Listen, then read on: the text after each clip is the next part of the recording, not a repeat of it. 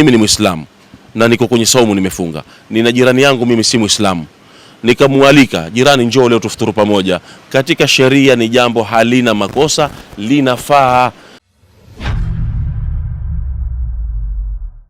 Kutokea hapa visiwani Zanzibar, mimi ni Rashid Ali. Wakati tupo katika mwezi mtukufu wa Ramadhani, baadhi ya waumini wa dini ya Kiislamu wamekuwa wakialika jamii mbalimbali kufutari kwa pamoja. Kwenye mitandao ya kijamii kumezuka mijadala mbalimbali. Mjadala mmoja ni kuwepo kwa waumini wa dini ya Kiislamu kualika waumini ambao si Waislamu katika iftari ya pamoja. Jambo hilo baadhi ya watu wamelikuwa wakilitazama katika mtazamo hasi, wengine wakiliunga mkono. Ujio wa shehe mkubwa kutoka nchini Kenya, Sheikh Muhammad Al-Hadi, unatoa ufafanuzi wa kina juu ya suala hilo. Je, inajuzu kwa muumini wa Kiislamu kumwalika asiyekuwa Muislamu iftari ya pamoja, au muumini wa Kiislamu kualikwa na asiyekuwa Muislamu katika iftari ya pamoja? Sheikh huyu anaeleza ufafanuzi juu ya kadhia hiyo muda mchache tu baada ya kufanya ziara hapa visiwani Zanzibar. Ziara hiyo ambayo itaambatana na dua maalum ya kuliombea taifa na viongozi wake, ikiwemo Rais wa Jamhuri ya Muungano wa Tanzania na Rais wa Zanzibar na mwenyekiti wa Baraza la Mapinduzi Dr. Hussein Ali Mwinyi pale katika Masjidi Mtoro jijini Dar es Salaam. Swala hili kweli limeleta utata mkubwa sana. Utaona ukiingia katika social media unapata kuna habari nyingi zinazungumziwa katika swala hili. Naweza kusema kwa njia nyingine labda kuleta chuki au kugawanya watu, lakini nataka nilijibu kwa uwezo wake Mwenyezi Mungu Subhanahu wa Ta'ala. Masala ya Muislamu katika mwezi wa Ramadhani kumwalika futari asiyekuwa Muislamu.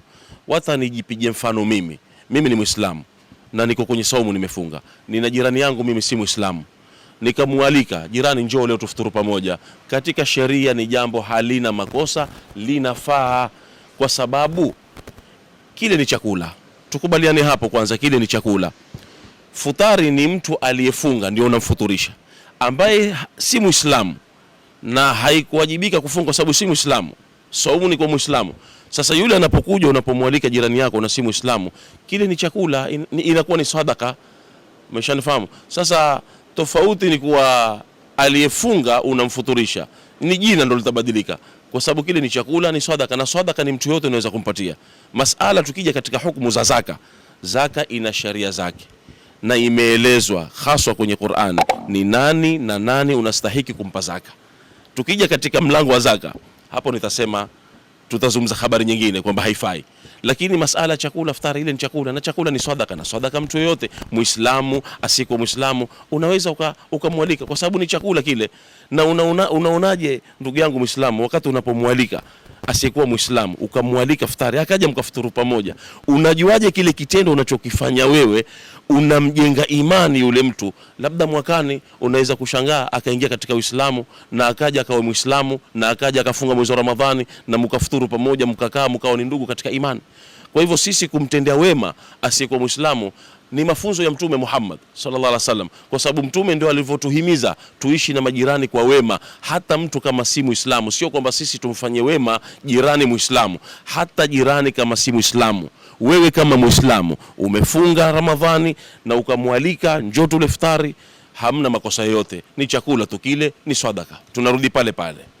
Ikiwa yeye si Muislamu na kakualika wewe ambaye kwamba ni Muislamu kwenda kukaa iftari na yeye mule chakula pamoja, hili halina ubaya wala hakuna makosa. Kwamba mimi jirani yangu si Muislamu akaja akanambia, jirani, haya njoo leo unajua umefunga Ramadhani, njoo tule pamoja, njoo tuftari pamoja, hiyo haina shida, isipokuwa tu utazingatia vitu viwili. Hapa tu naomba ndugu zangu wasikilizaji, nataka tu hapa munielewe vitu viwili unachotakiwa uzingatie. Kwa mfano, aliyekualika kama kachinja mbuzi, sheria sisi tunaelewa kwamba ni Muislamu ndo haruhusiwi kuchinja. Kama amechinja mbuzi, nani amechinja? Hapo lazima ufikirie hilo. Au ni kuku pia kachinjwa, lazima ujue nani kachinja. Au labda umeletwa nyama, ujue pia ni nyama gani, kwa sababu sisi tumeharamishwa kula nguruwe. Haifai kula nguruwe. Lakini ikiwa kwa mfano jirani yako ambaye si Muislamu amekwenda kwenye buchari ya nyama, sehemu ambayo wewe unakwenda kununua, na yeye kaenda kanunua hapo hapo, akaja kaanda iftari, nenda kale chakula, haina shida. Kwa hivyo hapo unachozingatia ni kama ikiwa wewe yeye hana ubaya kuja kula kwako, basi na wewe pia si vibaya kwenda kula kwake. Cha msingi utazingatia ni vitu viwili tu. nyama nani kachinja, nyama ni nyama gani, vitu viwili tu. Lakini ikiwa mahali ambapo unanunua wewe na yeye ndo amenunua hapo hapo, hamna ubaya wote wala sio makosa, unaweza kwenda, wala hakuna uharamu wote katika sharia. Na hii ziara nimekuja hivi sasa takriban ni miaka 12 toka nimeanza kuja. Alhamdulillah, mshukuru Mwenyezi Mungu, mfululizo kila mwaka huwa nakuja Ijumaa ya mwisho katika mwezi mtukufu Ramadhani, na mwaka huu wa 2026 nimetimiza ziara hii kwa miaka 12.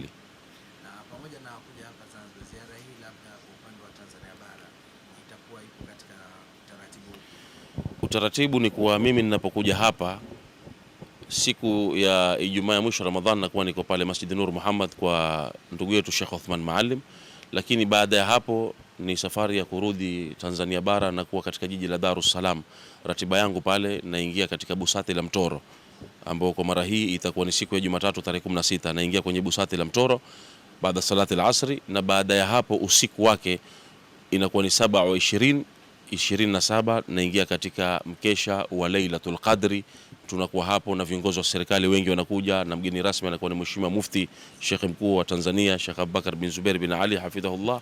Kwa hivyo hii ndio katika ratiba yangu ninapokuja, na kuna ratiba Zanzibar hapo pamoja na Dar es Salaam inakuwa ni pale msikiti wa Mtoro. Kuiombea taifa ni lazima, ni wajibu kuiombea, sio kwamba ni kitu labda ifanyike sifanyike, hiyo ni wajibu, kwa sababu lazima tuiombee dua nchi yetu, na hilo ndio jambo kubwa sana ambalo katika usiku huo wa 27 anaombewa dua Mheshimiwa Rais Mama Samia Suluhu Hassan, lakini vile vile pia anaombewa na Mheshimiwa Dr. Hussein Mwinyi pamoja na viongozi wote wa serikali, na kuliombea taifa kwa jumla, kwa sababu hakuna kitu kikubwa katika maisha ya binadamu kama amani, maana amani ndio kila kitu. Namshukuru Mwenyezi Mungu kwanza mie kuwa mmoja wa leo kupata ugeni adhim, ugeni mkubwa sana.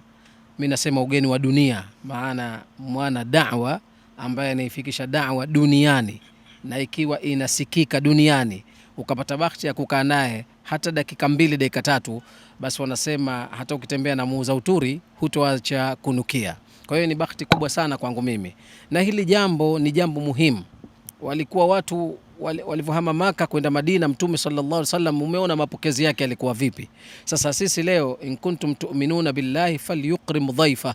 Sasa mgeni kama huyu, mgeni wa dini, mgeni ulama alim, na akiwa amefuatana na jopo la maulama, ukawakaribisha, basi al-ulama warathatul anbiya, umemkaribisha mtume katika nyumba yako na katika maisha yako. Mimi nimebahatika hiyo kwangu, na hii hisabu ni bahati kubwa sana, na wallahi nimefurahi sana na hili jambo. Kila mmoja alichukue kuwakirimu wageni wa kheri. Hawa ndio waheshimiwa, khairukum man taallama alquran wa allama, ndio waheshimiwa. Hawa ndio waheshimiwa, wanastahili kuheshimiwa kuliko mheshimiwa yoyote katika ulimwengu.